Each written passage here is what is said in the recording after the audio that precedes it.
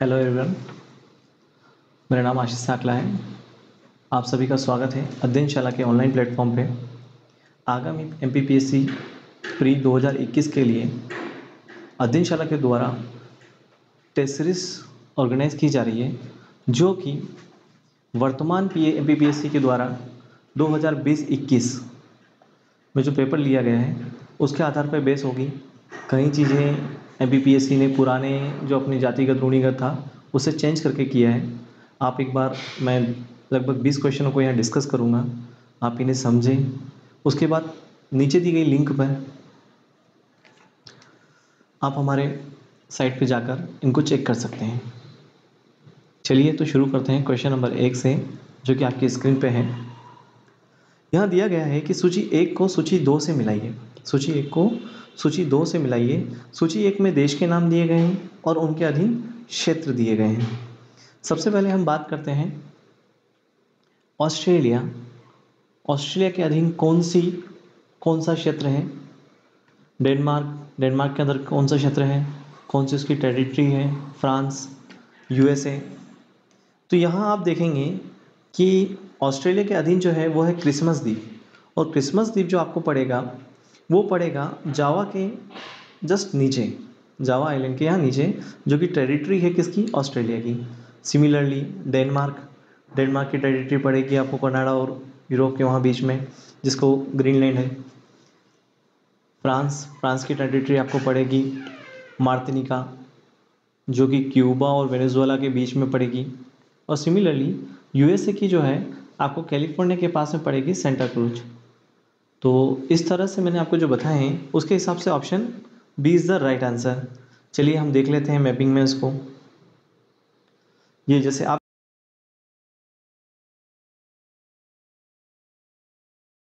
Atlantic ocean के यहाँ पर जैसा आप देख रहे हैं, यहाँ पर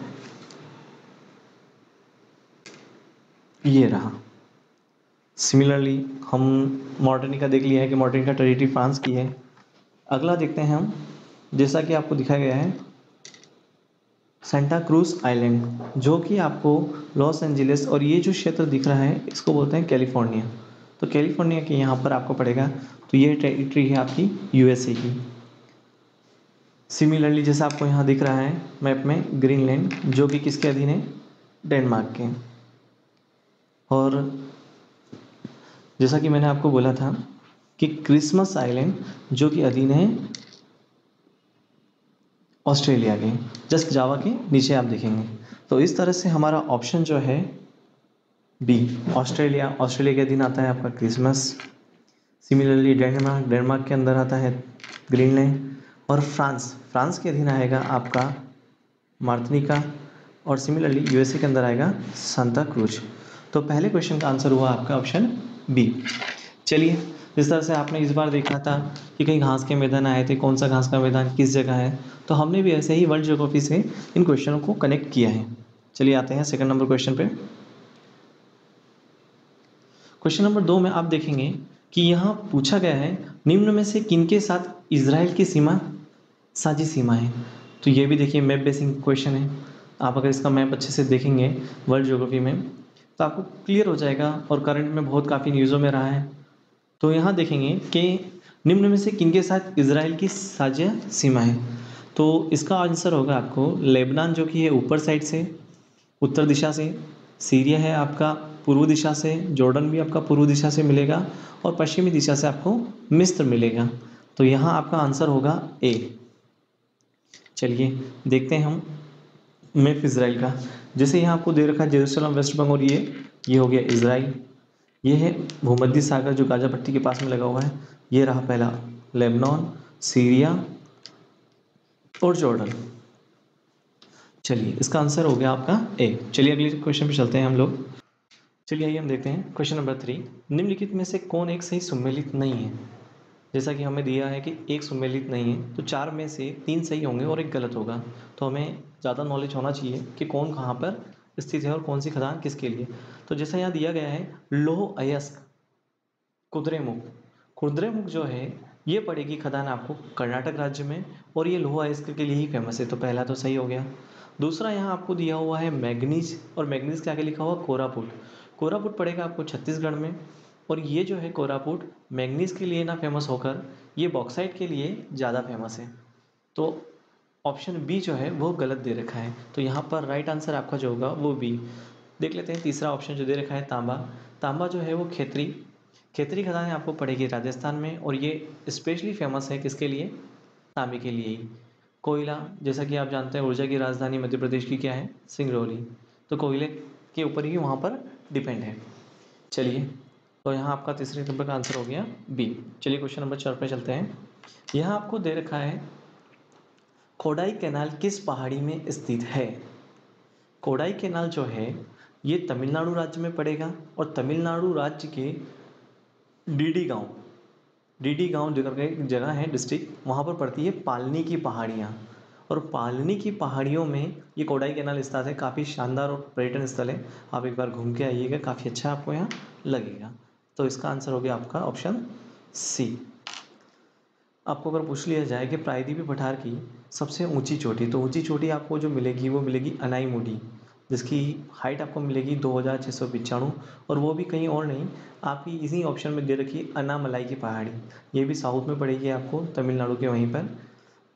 दूसरा देखा है ऑप्शन बी, बूंदी दे रखा है, तो बूंदी जो कुछ नहीं है, बूंदी एक राजस्थान का एक जिला है जो कोटा के पास पड़ता है।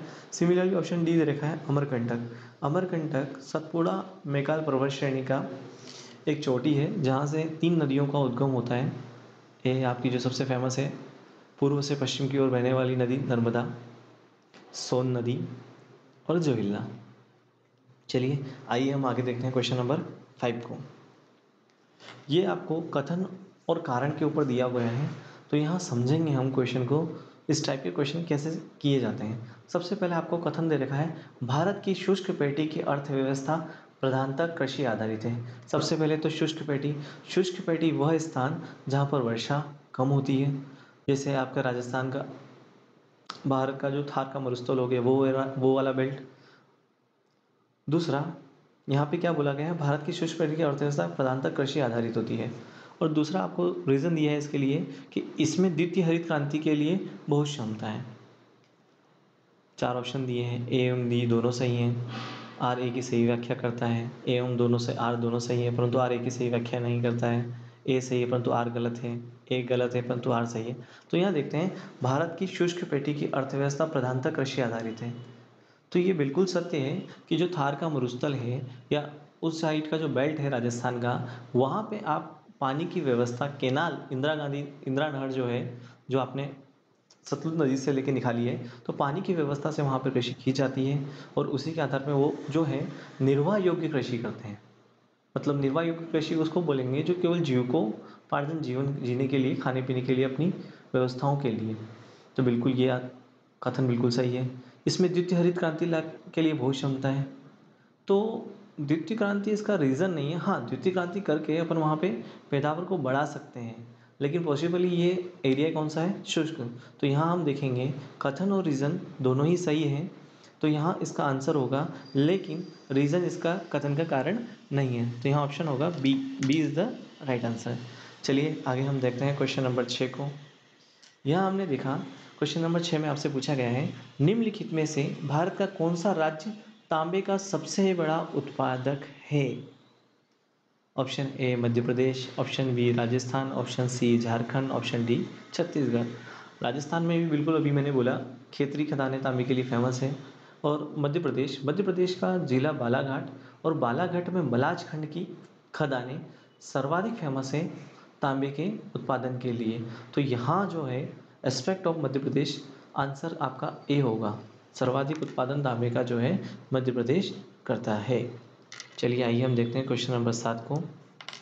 भारत का सर्वाधिक आबादी वाला द्वीप, भारत का सर्वाधिक आबादी वाला द्वीप, वह द्वीप जिस पे सबसे ज़्यादा आदमी रहते हैं। तो यहाँ सबसे पहले दे रखा है आपको माजुली। माजुली जो द्वीप है आपको असम में पड़ेगा, ब्रह्मपुत्र नदी पे पड़ेगा, और ये एकमात्र द्वीप है जो नदी द्वीप है, जिसके चारों ओर क्या है, नदी।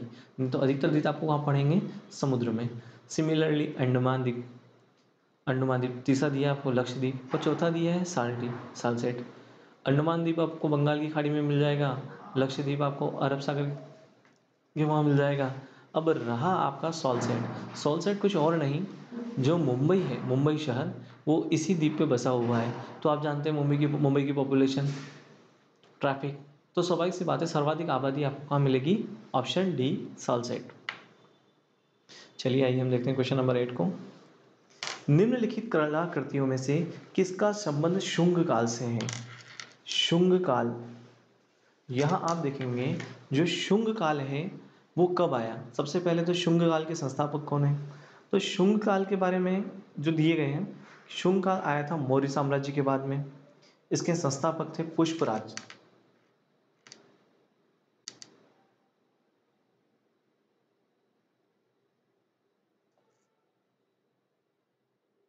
पुष्पामित्र।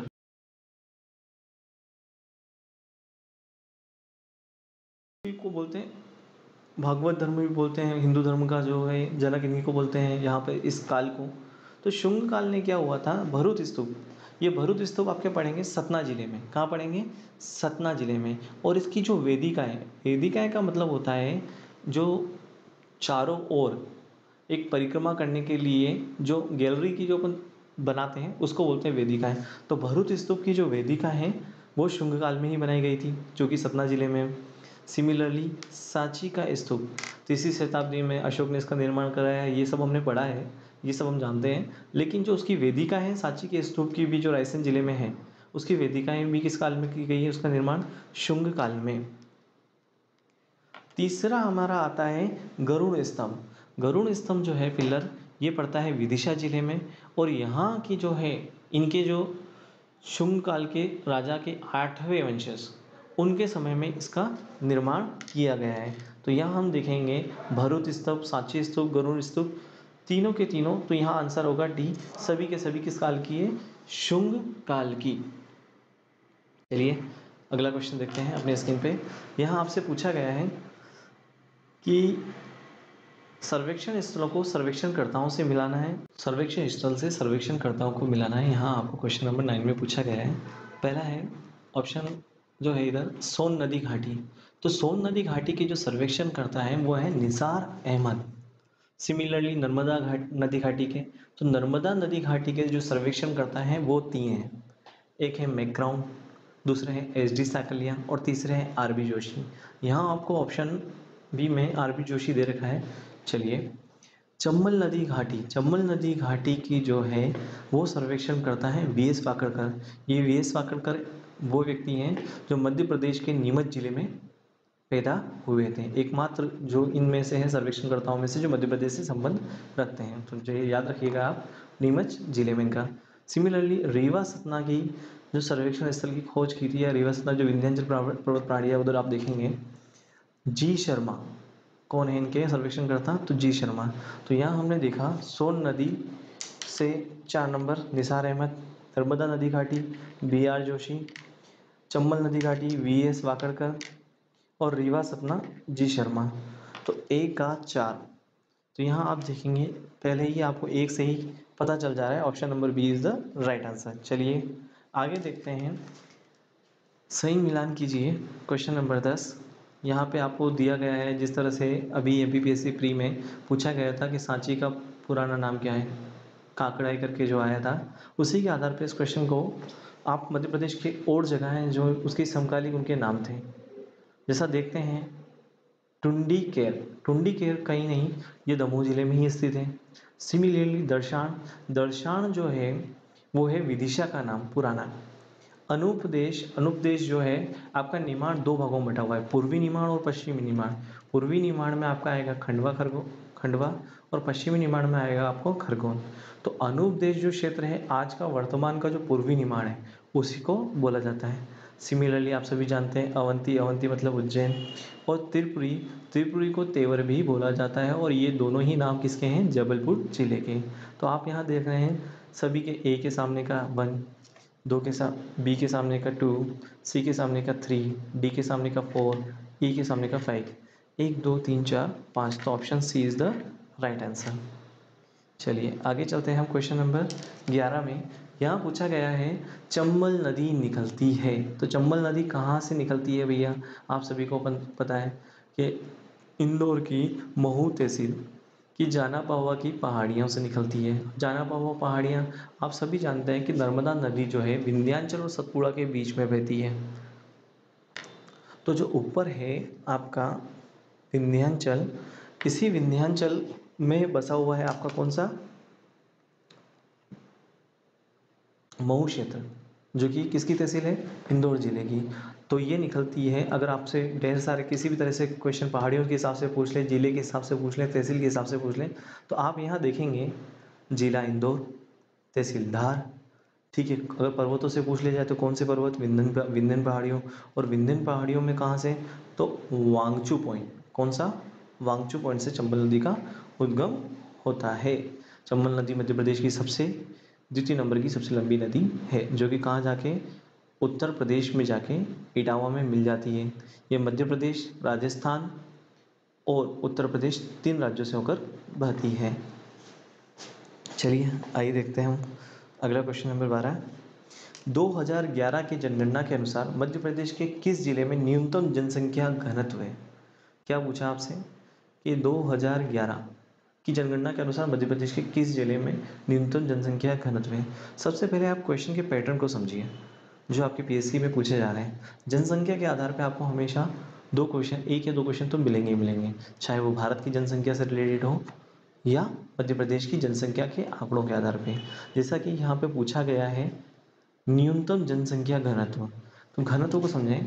जनसंख्या घनत्व होता है 1 वर्ग किलोमीटर में कितने व्यक्ति रहते हैं। तो मध्य प्रदेश का जो पूरा ओवरऑल जनसंख्या घनत्व है 236 व्यक्ति प्रति वर्ग किलोमीटर। सिमिलरली सर्वाधिक कहाँ पे है, तो आपका है भोपाल जिला 855 व्यक्ति प्रति वर्ग किलोमीटर। और सबसे कम जो है मध्य प्रदेश का जनसंख्या घनत्व किस जिले का है, तो वो है डिंडोरी का 94 व्यक्ति प्रति वर्ग किलोमीटर। अगर भारत के बारे में इसी संदर्भ में भारत से कंपेयर किया जाए तो भारत का जो जनसंख्या घनत्व है वो 382 व्यक्ति प्रति वर्ग किलोमीटर। सर्वाधिक अगर किस राज्य का है तो बिहार 1106। सिमिलरली अगर आपसे पूछा जाए सबसे कम कौन से राज्य का है तो अरुणाचल प्रदेश, अरुणाचल प्रदेश का आपको मिलेगा 17 व्यक्ति प्रति वर्ग किलोमीटर। चलिए आइए देखते हैं क्वेश्चन नंबर 13। सागौन वृक्ष का वानस्पतिक नाम है। तो सागौन वृक्ष का जो वानस्पतिक नाम है वो है, देखिए यहाँ आपको 4 ऑप्शन दे रखे हैं, टेक्टोना ग्रैंडिस, सोरिया रोबस्टा, बम्बूसाइड, लैंड्रोकेलेमस और लेसिफर लक्का। तो यहाँ चारों ऑप्शन में आप देखेंगे जो टेक्टोना ग्रैंडिस है वो सागौन वृक्ष का वानस्पतिक नाम है, और जो सोरिया रोबस्टा दे रखा है ये भी कोई और नहीं आपके साल वृक्ष का वनस्पतिक नाम है। बम्बूसाइड या डेंडोकेलेमस ये भी आपका जो बांस है उसका वनस्पतिक नाम है। तो यहाँ पे आपने 3 वनस्पतिक नाम तीनों अलग अलग के समझ में आपको यहाँ पे आए। लेसिफर लक्का किसी का वनस्पतिक नाम नहीं है, ये जो आपकी लाख जो है बनाई जाती है उसकी इकाई का ये नाम है। चलिए आइए क्वेश्चन नंबर 14 को देखते हैं हम यहाँ पर। मध्य प्रदेश के निम्नांकित राज्यपालों में से कौन लोकसभा के अध्यक्ष रहे हैं। मतलब जो राज्यपाल मध्य प्रदेश के रहे हैं और मध्य प्रदेश के अलावा वो लोकसभा के अध्यक्ष भी रहे हों, तो ऐसे एकमात्र व्यक्ति हैं इन चारों में से डॉक्टर बलराम जाखड़, जो कि 1980 से 1990 तक 2 कार्यकाल के समय यह लोकसभा के अध्यक्ष भी रहे हैं। तो 14वें का आंसर जो होगा आपका ऑप्शन नंबर सी। चलिए आइए देखते हैं अगला क्वेश्चन, क्वेश्चन नंबर 15। रामायण कला संग्रहालय किस जगह अवस्थित है। अच्छा क्वेश्चन है, इंपॉर्टेंट है कि रामायण कला के संग्रहालय जो है किस जगह अवस्थित है। वर्तमान में मध्य प्रदेश का जो 52वां जिला बना है कौन सा, निमाड़ी। निमाड़ी में पड़ता है आपका एक ओरछा, और ये ओरछा में स्थित है रामायण कला संग्रहालय। तो क्वेश्चन नंबर 15 का जो आपका ऑप्शन होगा वो बी होगा। चलिए आगे देखते हैं क्वेश्चन नंबर 16। यहाँ आपसे पूछा गया है जो संविधान सभा बनी थी और उसमें जो सिलेक्शन हुए, किसने कहा था संविधान सभा कांग्रेस थी और कांग्रेस भारत था। ये क्या हुआ, टोटल मिला के 389 सीटों पे जो है इलेक्शन हुए थे स्टार्टिंग में संविधान बनने के बाद। इसमें से 208 सीटें जो है वो कांग्रेस को मिली थी और 73 सीटें मुस्लिम लीग को मिली थी। यहीं पे मोहम्मद अली जिन्ना ने अलग से मुस्लिम लीग की संविधान की अलग से मांग की थी। तो यहाँ पर जो एक इतिहासकार रहे हैं गॉडविन ऑस्टिन, ग्रैनविल ऑस्टिन बोलते हैं उनको, क्या बोलते हैं, ग्रैनविल ऑस्टिन, उन्हीं ने कहा था कि संविधान सभा ही कांग्रेस थी और कांग्रेस ही भारत था। तो इसका सही आंसर होगा ऑप्शन ए। चलिए आइए आगे देखते हैं क्वेश्चन नंबर 17। यहाँ आपसे पूछा गया है निम्नलिखित में से कौन सा राज्य लोकसभा में अनुसूचित जनजातियों के सर्वाधिक प्रतिनिधित्व निर्वाचित करता है। ये क्वेश्चन जो है इस टाइप का, ये कॉन्सेप्ट बेस्ड है। अगर आपको नहीं भी याद होगा तब भी आप बताएं कि सर्वाधिक जनजाति वाला प्रदेश कौन सा है। मध्य प्रदेश 21.1%। और जो भी हम आरक्षण देते हैं वो किसके आधार पर देते हैं, जनसंख्या के आधार पर। यदि सर्वाधिक अनुसूचित जनजाति की जाति जो है संख्या वो मध्य प्रदेश में है, तो सर्वाधिक सीटें जो लोकसभा में टोटल मिला के एसटी कैटेगरी को 47 सीटों का आरक्षण जो दिया गया है, उसमें से सर्वाधिक आरक्षण कौन से राज्य में है, तो वो आंसर होगा आपका मध्य प्रदेश। और कितनी सीटों का आरक्षण दे रखा है मध्य प्रदेश में, एसटी के लिए है यहाँ पर 6 और एससी के लिए है 4। अब एसटी की 6 सीटें अगर आपसे पूछ ली जाए कि कौन कौन सी सीटें हैं, तो सबसे पहला आपका रतलाम, दूसरा है धार, तीसरा है खरगोन, चौथा है बैतूल और पांचवा जो आपको मिलेगा वो मंडला और छठा मिलेगा आपको शहडोल। सिमिलरली अगर आपसे एससी की भी पूछ ली जाए कि 4 जो है वो सीटें कौन सी हैं, तो यहाँ आपको 4 सीटें मिलेगी। एक उज्जैन, दूसरा है देवास, तीसरा है टीकमगढ़, चौथा है भिंड। चलिए आइए देखते हैं हम अगला क्वेश्चन। निम्नलिखित राज्यों संघ शासित क्षेत्र के समूह में से किसकी लोकसभा में केवल एक सीट है। क्या पूछा है यहाँ पे, मिनिमम सीटें एक सीट। तो जैसा कि यहाँ दिया है गोवा, मेघालय, नागालैंड, तो नागालैंड बिल्कुल सही है कि नागालैंड में एक सीट है। मेघालय और गोवा में जो है लोकसभा की 2-2 सीटें हैं, तो ऑप्शन ए तो गलत हो गया। चलिए आइए अगला देखते हैं ऑप्शन बी। मणिपुर, दादरा और नगर हवेली और पुडुचेरी। दादरा और नगर हवेली में एक है, पुडुचेरी में भी एक है, लेकिन मणिपुर में 2 है, तो ये मणिपुर भी हट गया। अगला है अरुणाचल प्रदेश, सिक्किम और लक्षद्वीप।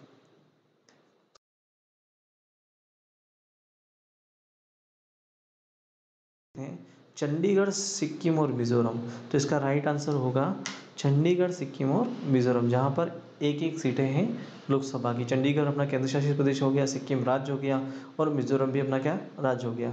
जनसंख्या के आधार पर अगर पूछा जाए सबसे छोटा राज्य कौन सा है, तो सिक्किम। चलिए आइए देखते हैं क्वेश्चन नंबर 19 को।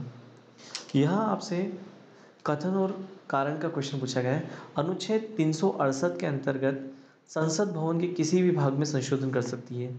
बिल्कुल सही है कि 368 के तहत संविधान जो है, संविधान में कई बार चेंजेस किए गए। स्टार्टिंग में हमारे पास कितनी सूचियाँ थी, 8 अनुसूचियाँ थी, भाग 22 थे, ठीक है। तो और अनुच्छेद कितने थे, 355, जिनमें हमने 368 के तहत कई बार संशोधन किया है, जो वर्तमान में सब सेक्शन के रूप में संख्या नहीं बढ़ी है, लेकिन अगर ऐसा बोला जाए तो 450 करीबन करीब अनुच्छेद हो जाएंगे। भाग के भी सब भाग बने हैं तो 25 करीबन भाग हो सकते हैं। और अनुसूचियाँ तो आपने देखी है कि 12 अनुसूचियाँ कर रखी है। तो पहला कथन तो सही है। अब रीज़न देखते हैं, कारण यहाँ दिया है संसद भारत की जनता द्वारा निर्वाचित उत्तम विधायी संस्था है। तो ये बिल्कुल सही है कि संसद जो है, वहाँ पे जो लोकसभा है, वहाँ के जो सांसद हैं वो जनता के द्वारा चुने जाते हैं और वहीं से क्या बनते हैं आपके मंत्री। तो कथन और कारण दोनों के दोनों सही हैं। और कथन कारण जो है, कथन जो है एक ही, जो कथन आर जो है, रीज़न जो है वो एक ही सही व्याख्या करता है। तो यहाँ पे आपका option A is the right answer.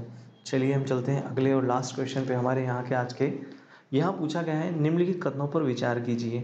पहला बोला है आपको लोक लेखा समिति का अध्यक्ष लोकसभा अध्यक्ष द्वारा नियुक्त किया जाता है। तो हम देखेंगे संसद की कई समितियाँ होती हैं जिनको 2 भागों में बांटा है, स्थायी समितियाँ, अस्थायी समितियाँ। स्थायी समितियों को भी कई भागों में बांटा गया है। उसमें एक सबसे इंपॉर्टेंट समिति है वित्तीय समिति, और वित्तीय समिति को 3 भागों में बांट रखा है, प्राक्कलन समिति, लोक लेखा समिति और सरकारी उपक्रम की समिति। यहाँ किसके बारे में पूछा गया है, लोक लेखा समिति। लोक लेखा समिति जो होती है, जो भी एस्टीमेट प्राक्कलन समिति करती है, तो लोक लेखा समिति करती क्या है कि वो जो भी एस्टीमेट किया है तो वो केक से अपनी रिपोर्ट लेती है। कंट्रोल ऑडिटर जनरल अपना जो रिपोर्ट देता है कि यहाँ पे इस ब्रिज में इतना पैसा खर्च हुआ है, यहाँ किया है, तो ये जो भ्रष्टाचार है उसको रोकने के लिए कहीं ना कहीं अंकुश लगाती है और उस पर आर्ग्यू करती है। तो इसमें जो जनरली होता क्या है कि टोटल मिला के 22 सदस्य होते हैं। 15 सदस्य तो आपके लोकसभा से होते हैं और 7 सदस्य राज्यसभा से होते हैं। ये कुल मिला के, और इसमें जो नेता होता है वो विपक्ष का, जनरली विपक्ष के नेता को इसके क्या बनाया जाता है, अध्यक्ष बनाते हैं। और कौन बनाते हैं, लोकसभा के अध्यक्ष, ताकि वो उसके मिनमिक निकाल सकें। दूसरा इसमें बोल रखा है, लोक लेखा समिति में लोकसभा सदस्य, राज्यसभा सदस्य और उद्योग तथा व्यापार के कुछ जाने माने व्यक्ति सम्मिलित होते हैं। तो लोकसभा और राज्यसभा के सदस्य शामिल होते हैं, तो मैंने बता दिया आपको 22, मतलब 15 लोकसभा के, 7 राज्यसभा के। लेकिन यहाँ एक और चीज़ जोड़ दी गई है, उद्योग तथा व्यापार के कुछ जाने माने व्यक्ति, ये कहीं भी नहीं लिखा हुआ है। तो ऑप्शन जो 2 नंबर का है कथन, जो वो तो आपका सरासर गलत है, और लोक लेखा समिति का अध्यक्ष लोकसभा अध्यक्ष द्वारा नियुक्त किया जाता है, तो ये बिल्कुल सही है। तो केवल एक इसका राइट आंसर होगा। तो यहाँ हमने देखे 20 क्वेश्चन किस तरह से डिस्कस किए हैं। आने वाली आगामी आपकी जो वेब सीरीज़ है, जो हमारी जो टेस्ट सीरीज़ है, वो आपको मिलेगी हमारे नीचे दिए गए सब्सक्रिप्शन लिंक पे, दिनशाला के।